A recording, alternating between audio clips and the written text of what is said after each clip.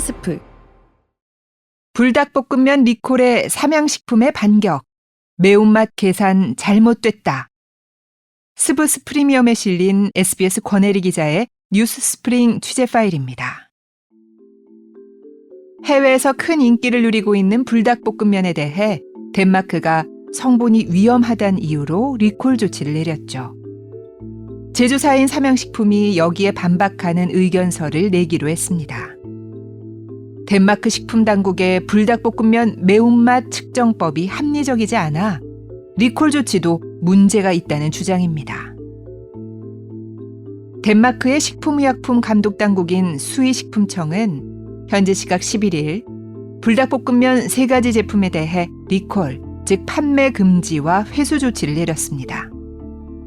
삼양식품이 지금은 수출용으로만 만드는 핵 불닭볶음면 3배 매운맛과 2배 매운맛, 그리고 국내에서도 판매하는 불닭볶음 탕면이 대상이었습니다. 우리가 매운맛을 느끼는 건 캡사이신이란 성분이 든 음식을 먹을 때입니다. 덴마크 식품당국은 해당 제품들 한 봉지에 들어있는 캡사이신 수치가 너무 높아서 이걸 먹었다가는 급성 중독을 일으킬 수 있다는 주장을 폈습니다.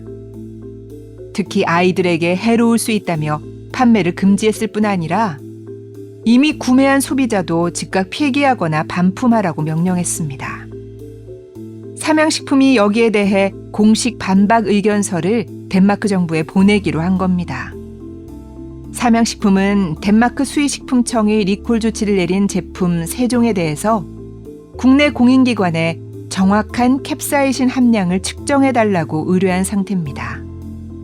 이르면 19일에 결과가 나오는데 이 결과를 반영해 덴마크 정부에 전달한다는 계획입니다.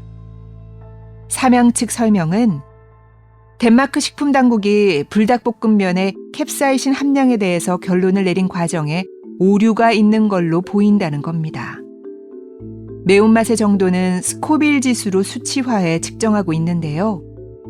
덴마크 수의식품청은 불닭볶음면의 캡사이신 함량을 덴마크 공과대학에 측정해달라고 의뢰했는데 이 대학은 스코빌 지수에 따라 캡사이신 성분이 얼마나 들어있는지 산출해내는 산식에 라면 한 봉지 중량 140g을 다 넣어서 추산한 것으로 알려졌습니다.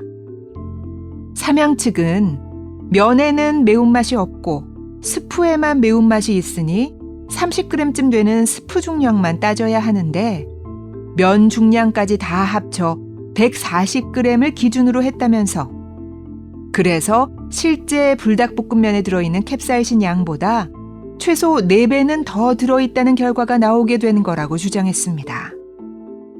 이런 사정을 감안해 국내 공인기관이 정확히 측량한 캡사이신 양을 반영해서 반박하겠다는 게 삼양 측 설명입니다.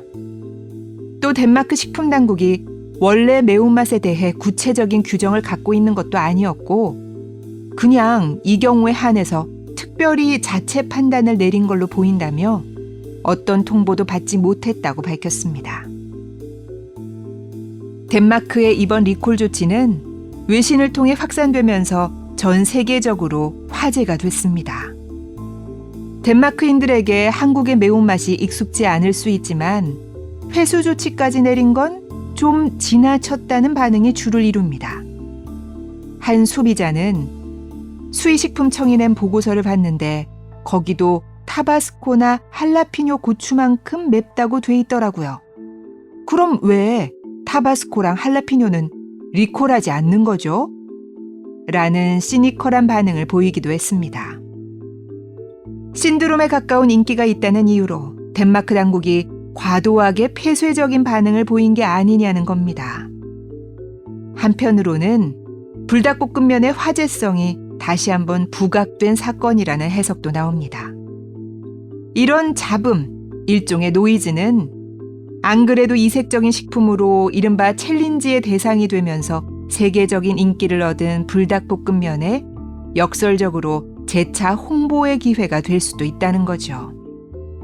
여기 관심 없던 사람들조차 도대체 얼마나 맵길래 그래? 하고 궁금해질 수 있으니까요. 지난해 불닭볶음면 제품군은 해외에서만 6,800억 원어치가 팔렸습니다. 덴마크 수출량은 그중 0.002% 정도인 100만 달러 안팎이라고 삼양식품은 밝혔습니다. 여기까지 스브스 프리미엄에 실린 SBS 권혜리 기자의 뉴스 스프링 취재 파일. 저는 아나운서 이병이었습니다. 스브스 프리미엄 앱을 다운받으시면 흥미로운 콘텐츠를 더욱 쉽게 만나보실 수 있습니다.